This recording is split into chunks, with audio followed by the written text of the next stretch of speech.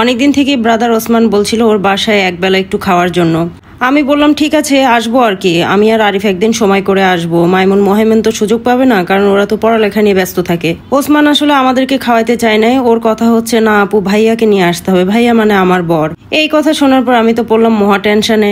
আমি বললাম আচ্ছা ঠিক আছে, কথা বইলা দেখি তোর ভাইয়ার সময় হয় কিনা। আমার জামাইয়ের হাঁসের মাংস আর খোলা পিঠা খুব পছন্দ। আমার জামাইয়ের রীতিমতো লোভ লাগাইলাম যে মানহা মানে ওসমানের বউ খুব ভালো হাঁসের মাংস রান্না করতে পারে, অনেক ভালো খোলা পিঠা বানাইতে পারে, চলো না একদিন একটু যাই। আমার জামাই হাজারো ব্যস্ততার মাঝে সময় দিল রোজার একদিন আগে। মানে ওসমানকে বললাম ঈদের পরে কর, ওসমান মানতে রাজি না, যার কারণে আমরা টাইম শিডিউল মিলিয়ে দেখলাম যে ঠিক আছে রোজার একদিন আগেই আমরা গিয়ে ঘুরে আসি ওসমানের বাসায় থেকে। এদিকে আমার বর কাজে গেছে, কাজে থেকে তার ফিরতে ফিরতে সময় লাগতেছে। ওসমান এদিকে মিনিমাম 15 থেকে 20 বার আমাকে ফোন দিয়ে ফেলছে যে আপু কখন আসবেন কখন আসবেন কখন আসবেন। আমি বললাম তোর ভাইয়া আসুক, আসলে পরে ফ্রেশ হয়ে নামাজ কালাম পরে তারপর আসবো। এই ফাঁকে আমি চিন্তা করলাম ঠিক আছে আমার জামাই আসতে আসতে আমি একটা পার্সেল খুইলা ফেলি। সামনে পহেলা বৈশাখ আসতেছে, সেই উপলক্ষে আমি একটা পহেলা বৈশাখের শাড়ি অর্ডার করেছিলাম অঙ্গশ্রী ফেসবুক পেজে।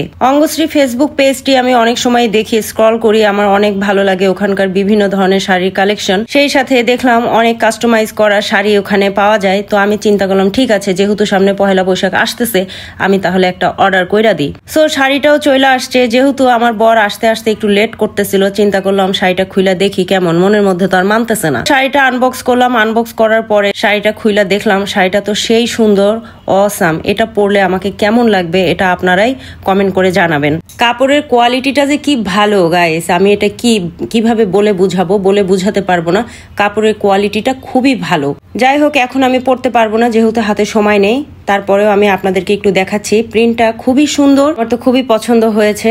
অঙ্গশ্রী পেজে এই ধরনের আরো অনেক সুন্দর সুন্দর শাড়ির কালেকশন আছে, অনেক সুন্দর সুন্দর শাড়ি পাওয়া যায় এবং খুবই কোয়ালিটিফুল গুণগত মান সম্পন্ন শাড়ি যদি আপনারা নিতে চান তাহলে অবশ্যই অঙ্গশ্রী পেজটি ভিজিট করতে ভুলবেন না। শাড়ি দেখা দেখি আর পোস্ট দিতে দিতে আমার বর চলে এসেছে। এরপর শাড়িটা সুন্দর করে গুছিয়ে রাখলাম, রাখার পরে রেডি হয়ে চলে গেলাম ওসমানের বাসায়। ওসমানের বাসায় যাওয়ার পরে মানহা যে এত কিছু রান্না করতে পারে এটা আসলে আমার ধারণার বাইরে ছিল। ও হাঁসের মাংস করছে, মুরগির মাংস করছে, খোলা পিঠা, পরাটা, এরপরে 3-4 পদের মিষ্টির আইটেম মানে মিষ্টি পিঠা, ঝাল পিঠা, কাস্টার্ড, দুধ পিঠা, দই বানিয়েছে।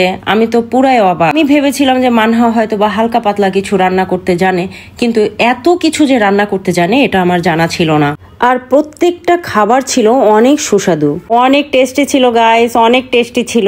এখন আমি বুঝতেছি যে ওসমান পাগলা এত মোটা হয়ে যাওয়ার কারণটা কি। মানহার হাতের রান্না যে সুস্বাদু, যে কেউ খাইলে মোটা হয়ে যাবে। সো ফ্রেন্ডস, রোজা শুরু হওয়ার আগে এত সুন্দর একটা দাওয়াত খাওয়ার পরে মনটা অনেক বাকবাকুম হয়ে গেল। মন থেকে ওসমান এবং ওসমানের পরিবারের জন্য অনেক দোয়া। এই ভিডিওটা এতটুকুই, সবাই ভালো থাকবেন, দোয়া রাখবেন। আল্লাহ হাফিজ, আসসালামু আলাইকুম।